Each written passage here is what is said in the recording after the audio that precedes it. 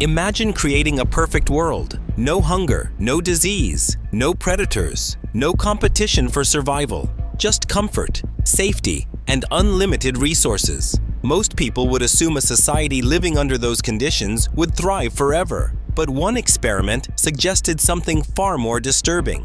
In 1968, an American researcher named John Calhoun set out to answer a question that had fascinated him for years. What happens when every physical need is satisfied? To find out, he built what many would describe as a paradise for mice. The enclosure was carefully designed. Food was always available.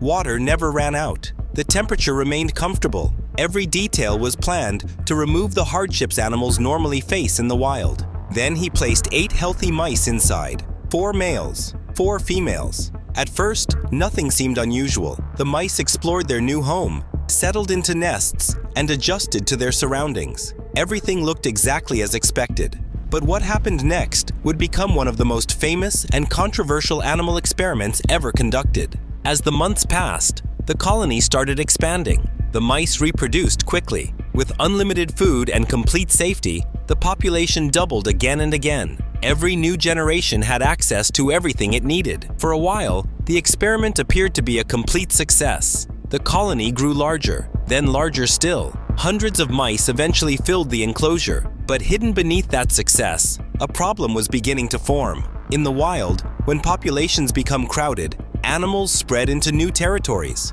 They discover new spaces. They establish new roles. Inside Universe 25, that wasn't possible.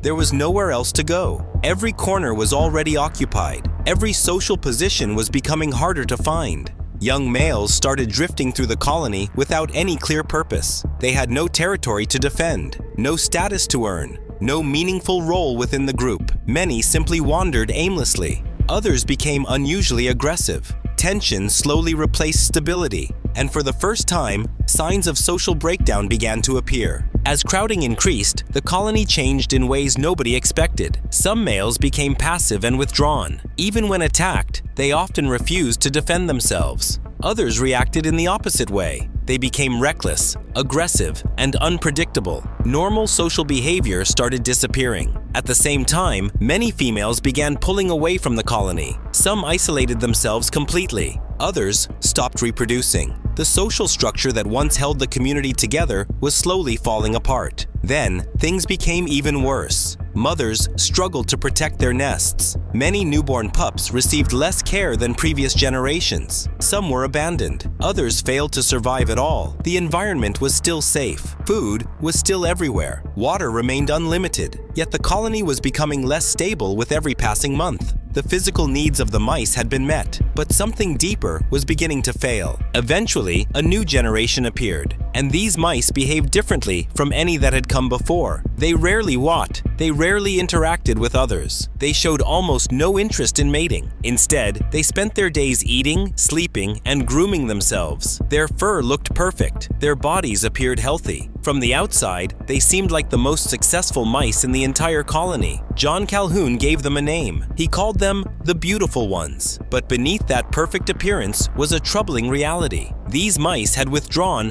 from nearly every behavior necessary for the survival of the colony. They weren't building families. They weren't creating social bonds. They weren't contributing to the future. Slowly, births became less common. Then they became rare, and eventually, they stopped completely. The colony had reached its peak. From that moment forward, there would be no recovery. The population began shrinking, not because of disease, not because of starvation, not because of predators. The mice simply grew old, and with no new generation replacing them, the colony slowly disappeared. One by one, they died, until eventually none remained. Many people looked at Universe 25 and came to a simple conclusion: too much comfort destroys a society. But John Calhoun believed the lesson was more complicated than that. According to him, the real problem wasn't abundance. It was the loss of meaningful roles. As the population grew, more and more mice found themselves without a purpose, without responsibility, without a place within the social structure. The food never ran out. The water never ran out. What disappeared was meaning. Calhoun believed that healthy societies need more than physical survival. They need goals, responsibilities, opportunities, a reason for individuals to feel that they matter. And that's why Universe 25 continues to fascinate people